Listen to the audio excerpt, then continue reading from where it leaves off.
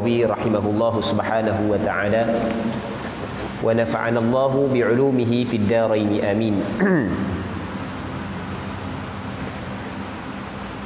Kita muka surat 148. 147 kami meriwayatkan dalam Sunan Abi Daud.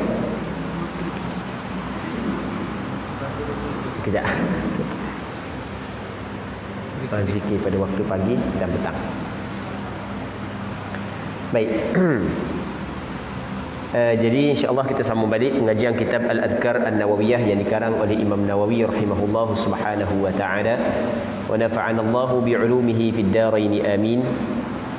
Katanya zikir-zikir pada waktu pagi dan petang.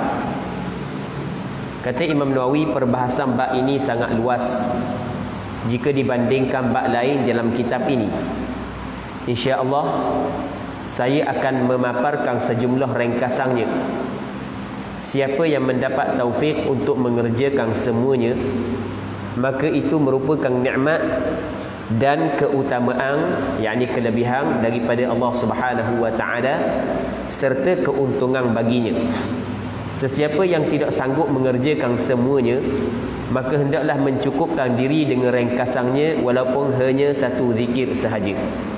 Muslimin muslimat yang dirahmati oleh Allah Subhanahu wa taala.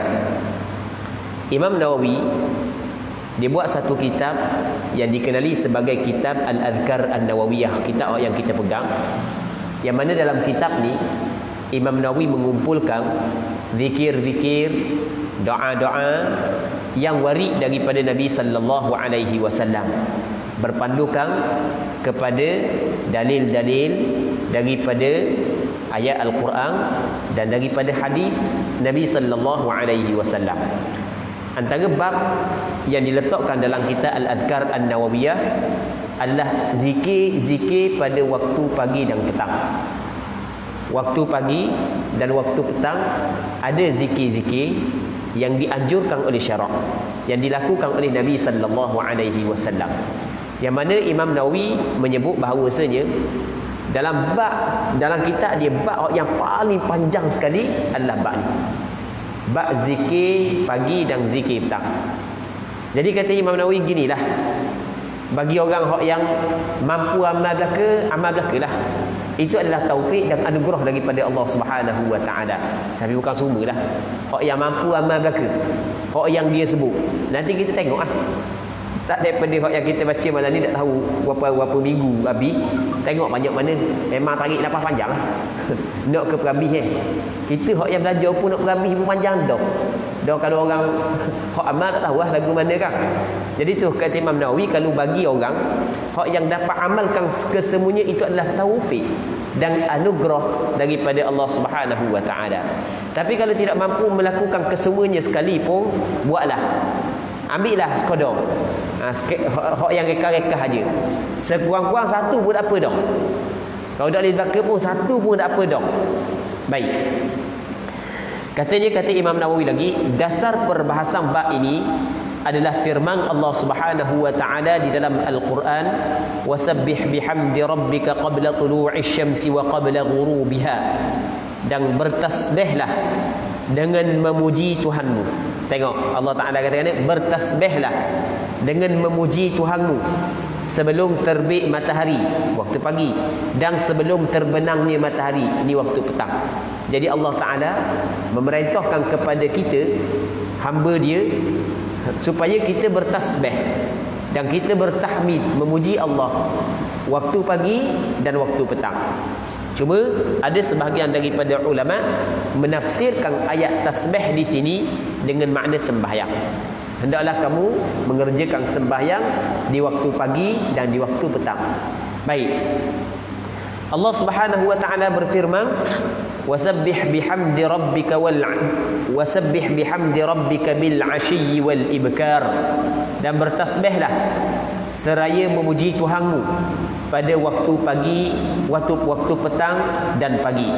Firman Allah Subhanahu wa taala lagi, wadhkur rabbaka fi nafsika tadarruan wa khifatan wa dunal jahri minal qawli bil ghuduwi wal asal wa la takum minal ghafilin. dan sebutlah nama Tuhanmu dalam hatimu, dalam diri kita, dengan merendahkan diri dan rasa takut, dan dengan tidak menguatkan suara pada waktu pagi dan petang.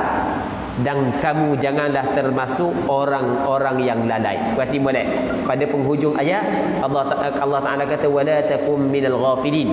Mu jangan termasuk dari kalangan orang lalai. Jadi bermakna orang yang bertasbih dan bertahmid kepada Allah pagi dan petang, dia tidak termasuk dalam orang yang lalai.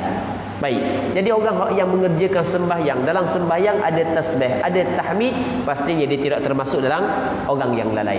Subhanakallahumma rabbana wa bihamdik, antara tasbih zikir yang kita baca dalam sujud. Yang kita pernah sebut sebelum ni kan, di antara kan kita pernah belajar dah sebelum daripada ni, bahawasanya zikir yang kita baca dalam sujud, dalam rakaat sebenarnya bukan satu. Yang kita baca subhana rabbiyal azim tambah wa bihamdih, subhana rabbiyal a'la wa bihamdih, itu adalah salah satu. Sebenarnya ada lagi beberapa lafaz zikir yang disunatkan kita baca di dalam rakaat dan sujud. Antaranya adalah subhanakallahumma rabbana wa bihamdik. Dan pernah kita sebut sebelum daripada ni, Nabi sallallahu alaihi wasallam setelah daripada turun ayat idza jaa nasrullahi wal fath wa ra'aitan nasa yadkhuluna fi dinillahi afwaja fasabbih bihamdi rabbika wastaghfir innahu kana tawwaba. Dan Rasulullah start lepas daripada tu, perkara yang paling banyak keluar daripada mulut Rasulullah adalah subhanakallahumma rabbana wa bihamdik allahumma ighfirli, subhanakallahumma rabbana wa bihamdik allahumma ighfirli. Baik, jadi kita nak baca semua. Jadi orang yang jaga sembahyang, dia tidak akan termasuk dalam golongan yang lalai. Golongan yang lalai ni golongan yang paling kita takutlah, lalai. Lalai, kalau lalai bawa kereta tu takut dah. Lalai bawa kereta takut sebab mudarat. Hak yang yang menanti. Kalau lalai bawa kereta, ni bukan lalai bawa kereta, ni lalai dengan Allah Subhanahu Wa Taala adalah mudarat hak yang lebih besar. Ia melibatkan agama, ia melibatkan diri dia dengan Tuhan dia. Baik, muslimin muslimat yang dirahmati oleh Allah Subhanahu Wa Taala. Pakar bahasa Arab mengatakan bahawa al-asal, ia dalam ayat Al-Quran tu ada perkataan al-asal. Perkataan al-asal tu benda wadunal jahri minal qawli bil ghuduwi wal asal adalah bentuk plural, maksudnya jamak daripada asal yang bererti waktu asar dan maghrib. Dia petang lah, waktu asar, waktu maghrib dimasuk dalam al-asal. Allah Subhanahu wa taala berfirman, "Wala taqrudil ladzina yad'una rabbahum bil ghadati wal 'ashyi yuriduna wajhah." Dan kamu janganlah mengusir orang-orang yang menyeru Tuhannya pada pagi hari dan petang hari, sedangkan mereka menghendaki keredaannya. Sebab itulah kita kena berhati-hati dalam kita bergaul dengan orang Islam. Kita kena berhati-hati. Apatah lagi kalau orang tu orang yang sentiasa jaga ibadat, jaga zikir, kita kena berhati-hati. Sebab bimbang ni benda yang dilarang oleh agama. Mu jangan usir orang yang menyeru Tuhannya pada pagi hari dan petang hari. Sebab kita bimbang, kita duduk balah saat itu, kita duduk balah dengan wali Allah Subhanahu Wa Taala, orang yang rapat dengan Allah. Orang yang rapat dengan Allah pasti orang yang sentiasa berzikir kepada Allah Subhanahu Wa Taala. Tiba-tiba kita buat balah mai. Kita buat balah mai bahaya. Sebab dia, sebab di sana ada hadis Allah Subhanahu Wa Taala berfirman, "Man 'ada li waliyan faqad adzantuhu bil harb." Sesiapa yang memusuhi waliku, wali ni maksudnya orang rapat dengan Allah, maka aku isytihar perang kepada dia. Allah Taala isytihar perang. Maksudnya dia tidak akan hidup dalam kesenangan kerana Allah Taala isytihar perang. Sebagaimana kuasa besar dunia apabila diisytihar perang kepada sesebuah negara yang kecil, tak senang duduk dah. Tak senang duduk dah. Habis pemerintah pakat lagi belaka kalau misalnya kuasa besar dunia isytihar perang. Ni Allah Ta'ala yang isytihar perang. Raja segala raja, raja yang memiliki alam ini isytihar perang kepada golongan yang memusuhi wali dia. Baik. Pakar bahasa Arab mengatakan bahawa perkataan al-ashi dalam Al-Quran ada bil ghadati wal ashi adalah waktu di antara gelincir matahari hingga tenggelam. Start daripada zuhur sampai ke terbenang matahari, itu yang dimaksud dengan al-ashi. Seterusnya Allah Subhanahu wa taala berfirman, fi buyutin adzinallahu an turfa'a wa yudhkara fiha ismuhu yusabbihu lahu fiha bil ghuduwi wal asal rijalun la tulhihim tijaratun wa la bay'un 'an dzikrillahi wa iqamis salati wa ita'iz zakah yakhafuna yawman tataqallabu fihi al qulub wal absar. Bertasbih kepada Allah di masjid-masjid yang telah diperintahkan untuk dimuliakan dan disebutkan namanya di dalamnya pada waktu pagi dan waktu petang. Lelaki yang tidak dilalaikan oleh perniagaan, ni golongan yang Allah Ta'ala puji. Dalam ayat ni Tuhan kata lelaki-lelaki, orang puan pun masuk sama je, bukan mesti orang lelaki, orang puan pun sama. Lelaki yang tidak dilalaikan oleh perniagaan, maksudnya perniagaan dan tidak pula oleh jual beli. Maksudnya pekerjaan dia sedikit pun tidak melalaikan dia daripada mengingati Allah. Jadi golongan ni adalah golongan yang Allah Subhanahu Wa Taala puji. Allah Subhanahu Wa Taala tidak larang kita bekerja, dan bahkan Allah Subhanahu Wa Taala menuntut untuk kita mencari rezeki. Apatah lagi bagi orang yang ada kewajipan untuk dia bagi nafkah, sekurang-kurangnya bagi nafkah kepada diri dia sendiri. Tetapi janganlah kerana mencari rezeki tersebut sehingga seseorang saat itu lalai daripada mengingati Allah. Golongan yang dipuji oleh Allah Subhanahu Wa Taala adalah golongan yang mana pekerjaan dia tidak melalaikan dia daripada mengingati Allah. Amba nak sentuh sikit masalah ni. Ada satu masalah yang amba kena sentuh juga, dia ada kait dengan ayat ni. Walaupun maksudnya tidaklah masuk dalam tajuk yang kita bincang secara dekat, tapi secara jauh masuk jugalah. Jadi dalam ayat ni Allah Ta'ala memuji golongan yang mana ketika mana mereka itu mencari rezeki, sedikit pun tidak melalaikan daripada mengingati Allah, mendirikan sembahyang, menunaikan zakat. Dia ada sebahagian daripada perempuan di tempat kita ataupun kita sekarang ni, orang perempuan kerja juga macam orang lelaki. Berbeza pada zaman-zaman dulu lain. Kita ni orang perempuan kerja berbanding orang lelaki. Bahkan kadang-kadang orang perempuan lebih rajin daripada lelaki kerja. Orang lelaki dia dapat kedai kopi pagi, petang, siang, malam. Bini hok kerja je di zaman kita. Okey, itu tak ada masalah lah. Benda tu bukanlah benda hok yang syarak larang, tak ada masalah. Boleh je orang perempuan kerja. Tapi ada syarat-syarat dia. Cuma masalahnya orang perempuan apabila dia kerja, tiba-tiba dia datang haid, lepas tu tiba-tiba dia suci di tempat dia bekerja. Ada sebahagian dari perempuan ketika haid berhenti di tempat dia bekerja, dia tidak sembahyang. Dia kata payah nak mandi. Nak mandi wanda, dia kata. Payah nak mandi. Itu sebenarnya adalah salah. Itu adalah salah. Golongan yang dipuji oleh Allah Subhanahu Wa Taala adalah golongan yang mana pekerjaan mereka itu tidak melalaikan mereka daripada mengingati Allah dan mendirikan sembahyang. Golongan yang menjadikan alasan sibuk bekerja sehingga kan mengabaikan sembahyang adalah golongan yang tidak dipuji oleh Allah Subhanahu Wa Taala. Ini golongan yang salah sebenarnya. Itu kita kena berhati-hati. Kita kena beringat dalam masalah ni. Baik, dan hamba buat penulisan yang panjang masalah ni sebab ada sebahagian daripada Allah Rabbi, maksudnya orang yang orang puang lah, ustazah lah, dia kata payah nak mandi pak kerja. Dia buat payah gitu nak mandi pak kerja. Nak kena cara lagu tu.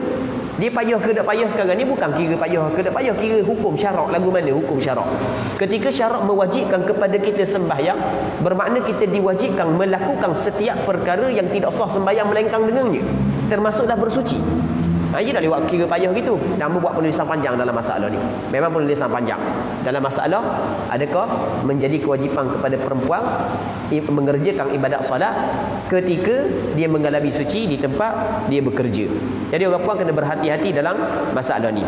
Golongan yang Allah Subhanahu Wa Taala puji adalah golongan yang pekerjaan mereka itu, jual beli, perniagaan mereka itu sedikit pun tidak melalaikan mereka itu daripada mengingati Allah Subhanahu wa ta'ala, sedikit pun tidak melalaikan daripada mengerjakan sembahyang, menunaikan zakat. Dalam ayat yang lain Allah Subhanahu wa ta'ala berfirman, wa'mur ahlaka bis-salati wastabir 'alaiha la nas'aluka rizqa nahnu narzuquk. Tengok Allah Ta'ala kata lagu mana? Wa'mur ahlaka bis-salah, mung kena perintah, mung kena suruh keluarga mung sembahyang. Wastabir 'alaiha, dan kena sabar. Dan benda yang susah kan kena sabar. Tengok Allah Ta'ala kata kena sabar. Dalam mengerjakan sembahyang kena sabar.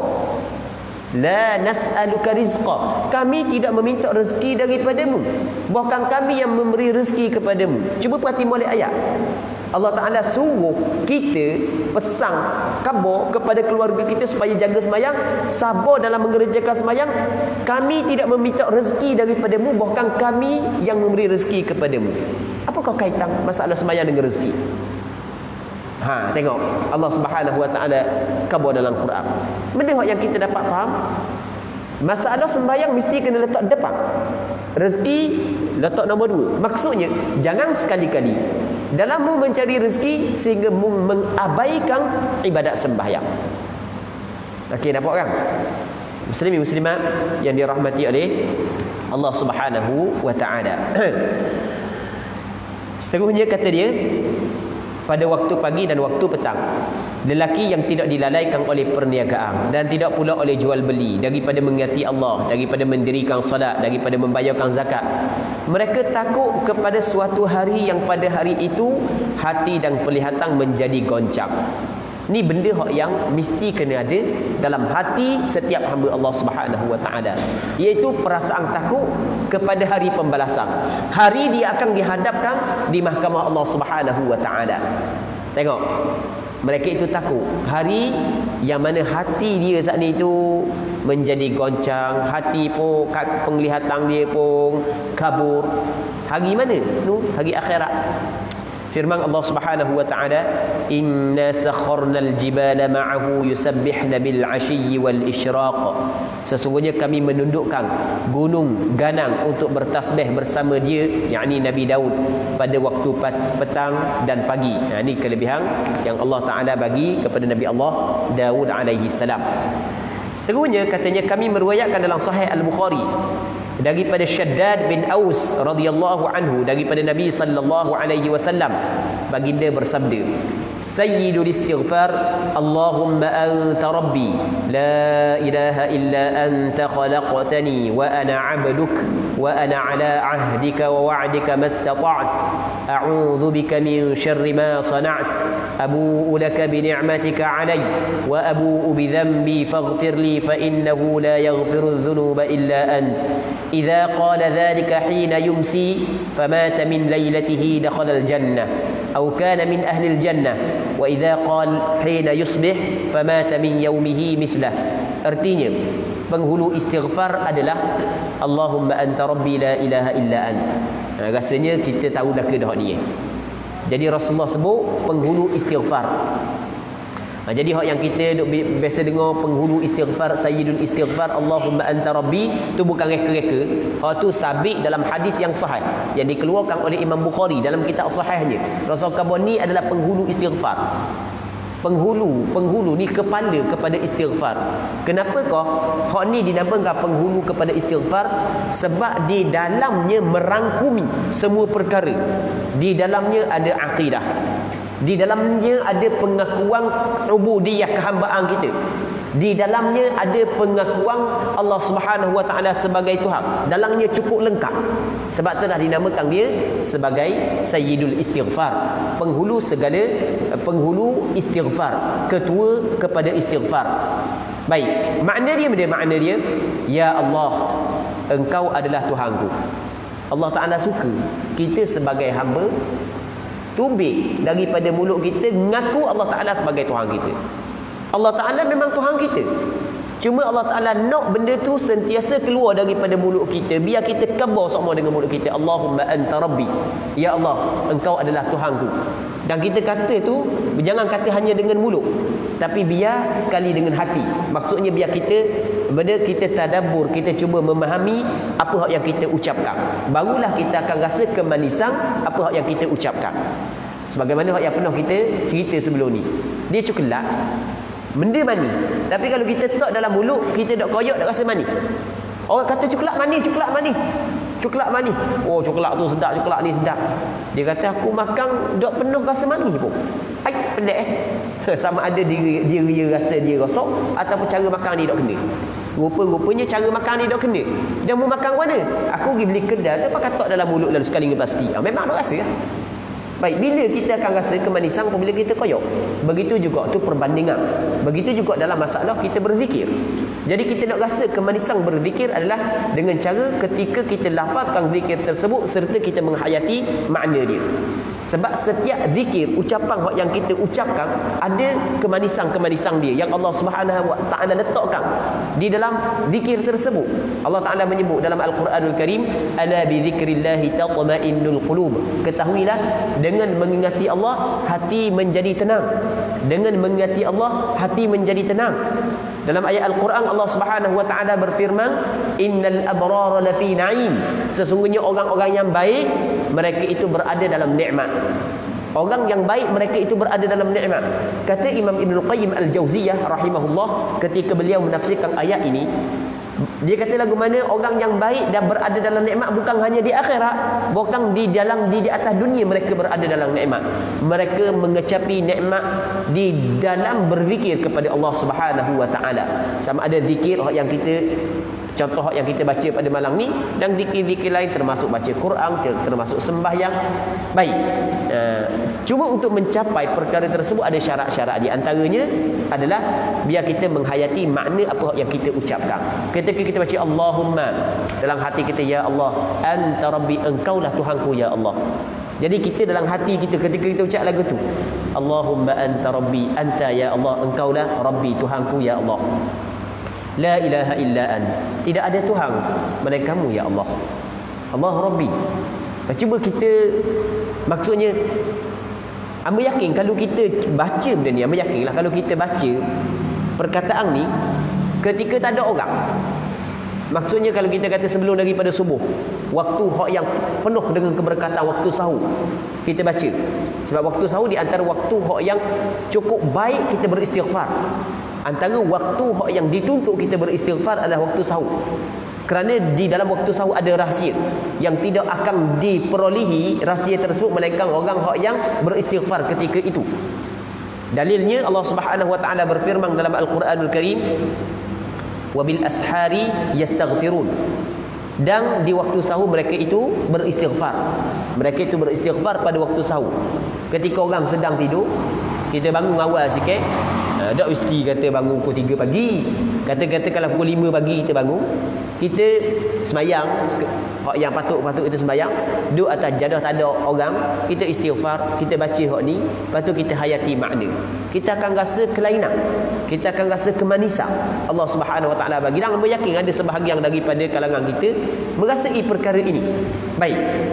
Allah Rabbi, Allahumma anta, ya Allah, engkau Rabbi, Tuhanku, la ilaha illa an, tiada Tuhan melainkan engkau ya Allah. Baik, khalaqtani, engkau menciptaku ya Allah. Wa ana 'abduk, aku ni hamba-Mu ya Allah. Wa ana 'ala ahdika, dan aku sebenarnya ya Allah terikat dengan janji. Wa wa'dika. Okey, kita baca yang dia terjemahlah. Sedangkan aku adalah hamba-Mu yang terikat dengan janji dan ketentuan-Mu semampuku. Aku berlindung kepadamu. Kita sebenarnya terikat dengan janji Allah Subhanahu wa taala. Mana janji? Alastu bi rabbikum? Qalu bala. Bukankah aku Tuhan kamu? Mereka itu bersaksi, ya, engkau adalah Tuhanku. Kita berjanji dengan Allah Subhanahu wa taala. Aku mengakui segala nikmat yang telah engkau berikan kepadaku. Kita mengaku segala nikmat yang Allah Ta'ala bagi kepada kita. Allah Ta'ala bagi kepada kita nikmat banyak siang malam. Cuma kita dituntut kepada kita kena buat pengakuan nikmat tersebut di hadapan Allah Subhanahu wa taala. Antaranya adalah kita baca ni. Baik.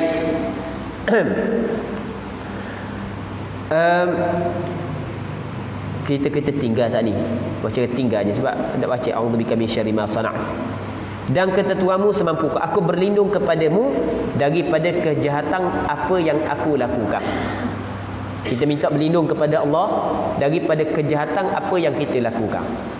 Ni perbuatan kita, ada perbuatan hak yang baik, ada perbuatan hak yang jahat. Kadang-kadang nafsu kita menguasai diri kita, akhirnya kita melakukan kejahatan. Maka sebab itulah di samping kita berusaha, mesti kita kena berlindung dan kena minta daripada Allah agar Allah Ta'ala memberi kekuatan kepada kita, agar Allah Subhanahu Wa Ta'ala membantu kita untuk kita jaga diri kita daripada kejahatan diri kita sendiri. Tengok, aku berlindung kepadamu ya Allah daripada kejahatan apa yang aku lakukan. Aku mengakui segala kenikmatan yang telah engkau berikan kepadaku, dan aku mengakui akan dosa-dosaku. Allah, tengok, wa abu bi dzambi, aku mengaku dengan dosaku ya Allah. Kita seorang diri dengan Allah Subhanahu Wa Ta'ala. Ketika kita baca ni, kita khabar kepada Allah Subhanahu Wa Ta'ala, aku mengaku dengan dosaku ya Allah. Aku ni manusia biasa, bukan nabi kita ni. Banyak dosa siang malam kita buat, mengaku depan Allah Subhanahu Wa Ta'ala. Ini dinamakan sayyidul istighfar. Baik, maka ampunilah aku, kerana tidak ada yang dapat mengampuni dosa-dosa selain engkau. Kita sebenarnya muslimin muslimat yang dirahmati oleh Allah Subhanahu Wa Ta'ala, hamba yang sering melakukan dosa. Kita ni pendosa sebenarnya. Kita ni siapa pun dia, kita ni banyak dosa. Allahu Rabbi. Orang hak yang paling rugi adalah golongan hak yang menganggap bahawa dia orang hak yang baik, tapi pada hakikatnya dia bukan orang baik. Orang tu orang hak yang paling rugi. Dia berada dalam kesilapan, berada dalam dosa, tapi dia tidak sedar dosa hak yang dia lakukan. Dia orang hak yang paling rugi. Orang hak yang paling baik, orang hak yang paling sempurna adalah ketika dia melakukan dosa, dia sedar dia berdosa dan dia mengadukan dosa tersebut kepada Tuhan yang mengampun dosa, agar dosa itu diampun oleh Allah Subhanahu Wa Ta'ala. Baik, tengok, dia ngadu depan Allah Subhanahu Wa Ta'ala, dan aku mengakui akan dosa-dosaku, maka ampunilah aku, kerana tidak ada yang dapat mengampuni dosa-dosa selain engkau ya Allah. Kata Nabi SAW, siapa yang membacanya pada petang hari kemudian meninggal dunia di malam itu, maka dia masuk syurga atau termasuk dalam penghuni syurga. Maksudnya perawi syok, Rasulullah kata dia masuk dalam syurga ke, ataupun dia saat itu termasuk dalam penghuni syurga. Tapi yang pentingnya dia adalah penghuni syurga. Orang yang baca pada waktu pagi, kata Rasulullah, siapa yang membacanya pada petang hari kemudian dia meninggal pada malam tu, maka dia masuk syurga. Dan siapa yang membacanya pada pagi hari kemudian meninggal dunia di hari itu, sepertinya maksudnya dia akan masuk syurga. Allahu Rabbi. Jadi amalkan pagi, petang. Bukan mesti duduk atas tikar jadah, bukan. Jadi kita lepas daripada sembahyang subuh tu, lepas daripada kita baca Allahumma a'inni ala dzikrika wa syukrika wa husni ibadatik, belah-belah tubik ya, belah-belah tubik daripada surau ke, daripada masjid ke, belah-belah pakai lipas ke, kalau duduk rumah pun belah-belah pakai baju nak pergi kerja ke, belah-belah siap nak pergi minum air kopi kedai ke. Ni boleh dah kan minum air kopi kedai kan, contoh kan baca tengah-tengah jalan tu Allahumma anta rabbi la ilaha illa an, tengah-tengah bawa motor ke, tengah-tengah bawa kereta ke, Allahumma anta rabbi. Orang yang baca ni, kelebihan dia adalah kalau dia mati pada hari itu dapat syurga Allah Subhanahu Wa Ta'ala. Allah Rabbi. Tengok besar ni. Ni bukan reka ni ya. Hak ni disebut oleh Rasulullah dalam hadis yang sahih yang dikeluarkan oleh Imam Bukhari dalam kitab sahihnya. Baik.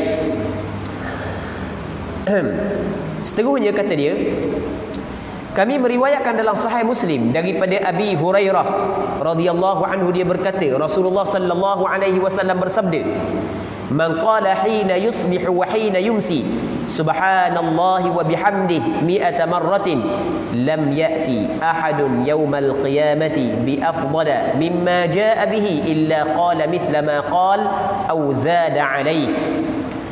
Sesiapa yang pada pagi dan petang hari, pagi hari, petang, dia ucap dia subhanallahi wa bihamdihi, maha suci Allah dan segala puji baginya, sebanyak 100 kali. Dibaca sebanyak 100 kali. Maka kata Nabi SAW, tidak akan ada seorang pun pada hari kiamat yang membawa amalan lebih baik daripada amalannya.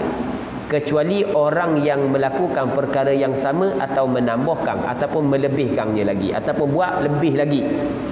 Mudah je, subhanallahi wa bihamdih. Subhanallahi wa bihamdi dalam hadis ni.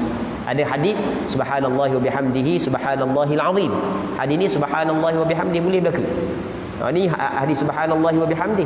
Juga hadis sahih dikeluarkan oleh Imam Muslim. Baik, Allah Rabbi besar ganjarannya. Sebab apa besar sangat ucapan subhanallahi wa bihamdi?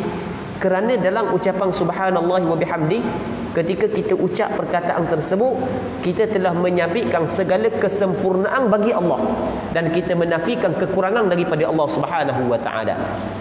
Antara benda yang diwajibkan kepada setiap mukallaf kena tanam dalam hati dia, kena i'tiqad, kita kena pegang kemah keming. Akidah adalah Allah Taala bersifat dengan segala sifat kamalat, segala sifat kesempurnaan.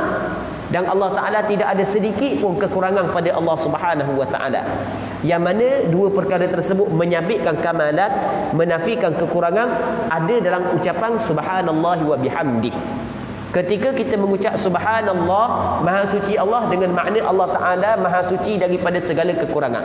Ketika kita mengucap wa bihamdi, segala puji bagi Allah Subhanahu wa Ta'ala yang memberi maksud kita telah menyabitkan kesempurnaan untuk Allah Subhanahu wa Ta'ala. Sebab itulah besar pahala bagi orang yang ucap perkataan ni 100 kali, sekejap aja sebenarnya. Subhanallah wa bihamdi, subhanallah wa bihamdi. Belam-belam kalau orang puang juga belam-belam masuk je. Belam-belam siap bawang je. Belam-belam basuh baju je. Allah Rabbi. Muslimin muslimat yang dirahmati oleh Allah Subhanahu wa taala. Dalam riwayat Imam Abu Daud disebutkan dengan lafaz subhanallahil azim wa bihamdi. Jadi dalam riwayat Imam Muslim subhanallahi wa bihamdi. Tapi dalam riwayat Imam Abu Daud subhanallahil azim wa bihamdi ada penambahan perkataan al-azim. Jadi pendek kata boleh kita ucap subhanallahi wa bihamdi saja dan boleh kita ucap subhanallahil azim wa bihamdi. Sebab kedua-dua sabit dalam hadis. Seterusnya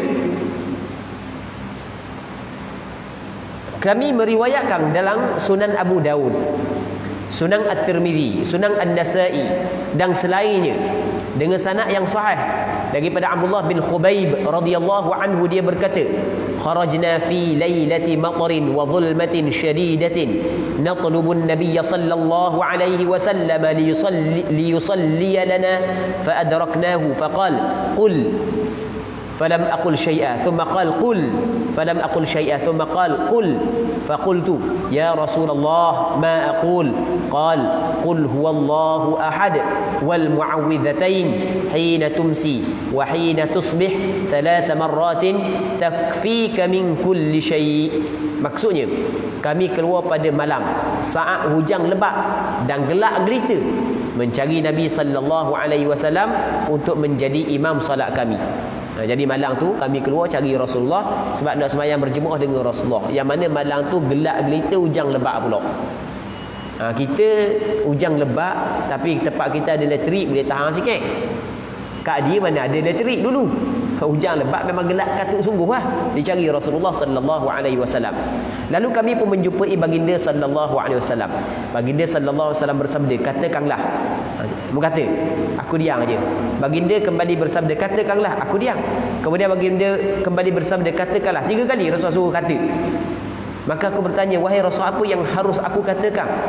Baginda sallallahu alaihi wasallam bersabda, katakanlah bahawa Allah Taala itu esa. Maksudnya surah Al-Ikhlas, qul huwallahu ahad, Allahus samad, lam yalid wa lam yulad wa lam yakul lahu kufuwan ahad.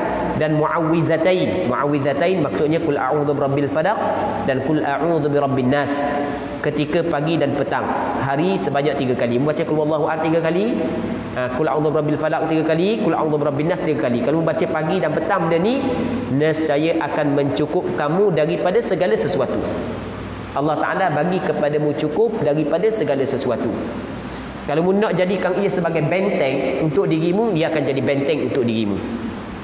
Baik, baca benda tu 3 kali pagi, 3 kali petang. Hai, banyak banyak lagi ni, banyak lagi ni. Banyak lagi Imam Tirmidzi mengatakan hadis ini dinilai hasan lagi sahih. Kami meriwayatkan dalam Sunan Abu Dawud, Sunan Tirmizi, Sunan Imam Ibn Majah dan selainnya dengan sanad yang sahih daripada Abu Hurairah radhiyallahu anhu, daripada Nabi sallallahu alaihi wasallam, annahu kana yaqulu idza asbah Allahumma bika asbahna wa bika amsayna wa bika nahya wa bika namut wa ilaikan nusyur, wa idza amsa qala Allahumma bika amsayna wa bika nahya wa bika namut wa ilaikan nusyur. Maksudnya, pada pagi hari baginda membaca. Ini di antara bacaan yang Rasul sentiasa baca pada pagi hari. Rasul baca mana? Allahumma bika asbahna, ya Allah, dengan engkau kami berpagi-pagi. Wa bika amsayna, dan dengan engkau ya Allah kami berpetang. Wa bika nahya, dan dengan engkau ya Allah kami hidup. Wa bika namut, dan dengan engkau ya Allah kami mati. Wa ilaikan nusyur, dan kepada engkau ya Allah kami kembali. Baik, Allah. Kalau kita tengok ni bacaan-bacaan yang dibaca oleh Rasulullah, maka kita akan faham Rasulullah dia sentiasa berzikir kepada Allah. Rasulullah dia ni hidup bersama dengan Allah Taala. Kalau kita cakap hidup dengan Allah, maksudnya siang, malam, pagi, petang, setiap saat ingat kepada Allah. Sebab tu ada hadis yang diriwayat oleh Imam Tirmizi, tak silap ingat, yang mana kata sahabat mula pada sahabat mana yang meriwayatkan hadis ini, yang mana dia kata lagu mana, kana Rasulullah yadhkurullah fi kulli ahyani. Rasulullah atau kama qala, Rasulullah dia menyebut Allah setiap saat, setiap detik. Setiap saat dan setiap detik dia menyebut Allah Subhanahu wa taala. Allahu Rabbi, hidup bersama dengan Allah. Cuba tengok, masuk ke pagi, Allahumma bika asbahna, ya Allah, dengan engkau kami berpagi-pagi. Wa bika amsayna, dan dengan engkau ya Allah kami berpetang-petang. Wa bika nahya, dan dengan engkau ya Allah kami hidup. Wa bika namut, dan dengan engkau ya Allah kami mati. Wa ilaikan nusyur, dan kepada engkau ya Allah kami kembali. Maksudnya hati sentiasa ingat kepada akhirat. Allah. Ketika petang pula dia baca Allahumma bika amsayna. Wa bika Allahumma bika amsayna. Wa bika nahya wa bika namut wa ilaikan nusyur, ya Allah, dengan engkau kami berpetang-petang, dan dengan engkau ya Allah kami hidup, dengan engkau kami mati, dan kepada engkau kami akan kembali ya Allah. Imam Tirmizi mengatakan hadis ini dinilai sebagai hadis hasan. Seterusnya, kami meriwayatkan dalam Sahih Muslim daripada Abu Hurairah bahawa Nabi sallallahu alaihi wasallam apabila sedang berada dalam perjalanan atau ketika tiba waktu sahur, bagi dia membaca sam'a sami'un bihamdillahi wa ni'matihi wa husni balaihi alaina rabbana sahibna wa afdil alaina a'idhan billahi minan nar. Artinya, telah bersaksi, orang yang bersaksi bahawa kami mengaturkan puji-puji bagi Allah dan mengakui segala nikmat yang telah diberikan kepada kami. Wahai Tuhan kami, temanilah kami dan berilah kami kurniaan-Mu. Kami berlindung kepada Allah daripada seksa neraka. Allahu Rabbi. Rasulullah orang hak selamat dah daripada neraka ni. Orang yang dijamin dia akan selamat daripada neraka Allah, tapi sentiasa minta berlindung kepada Allah daripada neraka Allah. Sebab nak ajar kepada kita. Satu, yang keduanya, orang yang semakin dekat dengan Allah dia semakin takut. Semakin kenal Allah semakin takut. Sebab sentiasa dia minta berlindung kepada Allah daripada neraka Allah. Al-Qadhi Iyad dan penulis kitab Al-Maqadi' serta yang lain mengatakan, Imam Nawawi bagi pandangan ulama yang lain dalam mensyarahkan hadis ini, lafaz sam'a dengan harakat fathah bagi datang pada huruf mim patut tasydid sam'a, artinya orang yang mendengar menyampaikan perkataanku ini kepada orang lain. Sam'a, dia menyampaikan perkataan ni kepada orang lain. Ini disebut sebagai penekanan akan zikir pada waktu sahur dan doa pada waktu tersebut. Al-Khattabi membacanya dengan lafaz sami'a. Ni ada khilaf lah, sama'a ke sami'a, ada khilaf di kalangan ulama hadis. Dengan harakat kasrah, bagi kasrah pada huruf mim tanpa tasydid. Okey, tak apalah, waktu tak penting. Imam Abu Sulaiman Al-Khattabi mengatakan sami'a Sami'un artinya telah bersaksi orang yang bersaksi. Sami'a sami'un artinya telah bersaksi orang yang bersaksi. Hakikatnya adalah orang yang mendengar hendaklah mendengar, dan orang yang bersaksi hendaklah menyaksikan pujian kami kepada Allah di atas segala kenikmatan dan akibat baik yang dikurniakan kepada kami. Itu nak tafsir makna hadis itu saja. Seterusnya kami riwayatkan dalam Sahih Muslim daripada Abdullah bin Mas'ud, dia berkata, qala Nabi sallallahu alaihi wasallam idza amsa qala amsayna wa asbat wa amsal mulku lillah walhamdulillah la ilaha illallah wahdahu la syarika lah. Kita berhenti awal sikit malam ni tak apa tak? Mari lewat berhenti awal. Jadi malam ni kita berhenti sini dulu InsyaAllah kita sambung balik pada minggu-minggu akan datang kalau sekiranya dipanjangkan umur. Cuma hak yang pentingnya adalah kita berdoa kepada Allah agar Allah Ta'ala memberi kekuatan kepada kita untuk beramal dengan apa hak yang kita dengar. Kerana apa hak yang kita bincang pada malam ni hadis, hak yang amalan-amalan ni amalan hak yang dilakukan oleh Rasulullah dan ada fadilat yang besar, ada kelebihan yang besar. Jadi kita minta kepada Allah, kita berdoa kepada Allah agar Allah Ta'ala memberi kekuatan kepada kita untuk kita baca, untuk kita amalkan apa yang kita belajar walaupun sekali, agar kita termasuk dalam ahli kepada amalan ini. Wallahu subhanahu wa ta'ala a'la wa a'lam. Allahumma haqqiqna bittiba'i nabiyyika Muhammadin sallallahu alaihi wasallam zahiran wa batinan. Allahumma ij'alna mimman yastami'una al-qawla fayattabi'una ahsana. Wa sallallahu wa sallama wa baraka ala sayyidina Muhammad wa ala alihi wa sahbihi ajma'in. Walhamdulillahi rabbil alamin.